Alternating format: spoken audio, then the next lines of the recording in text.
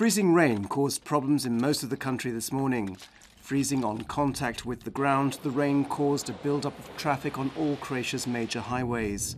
Winter driving conditions were declared in parts of Lika, Gorski Kotar and in eastern regions. Also, many ferry lines were suspended today. Charges against the former CEO of the food producer Podravka, Pavle Gazi, for the murder of Croatian emigrant Stjepan Jurekovic have been forwarded to the state prosecutor's office in Zagreb. When Jurekovic was assassinated in Munich in 1983, Gazi was the interior minister in Croatia. Head of the Croatian Physicians Union, Ivica Babic, has been remanded in investigative custody for 1 month.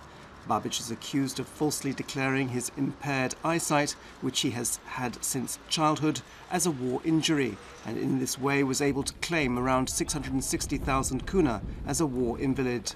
At the Zagreb County Court yesterday, Babic rejected charges of fraud and war profiteering, while his lawyer announced that they would file an appeal.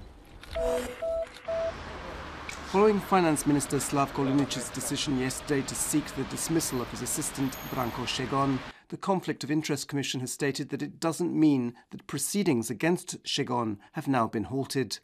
It is still unclear how this affair has disrupted relations within the Social Democratic Party.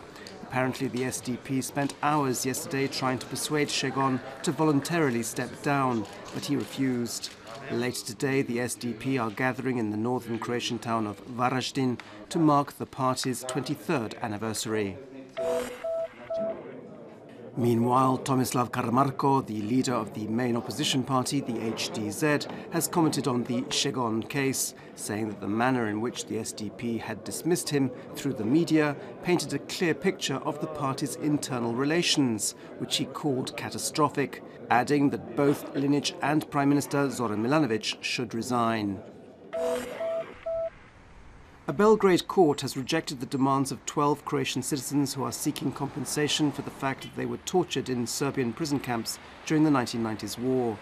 The Belgrade-based NGO, the Humanitarian Law Center, has issued a statement saying that the court rejected the lawsuit because the statute of limitations came into effect 5 years after their imprisonment.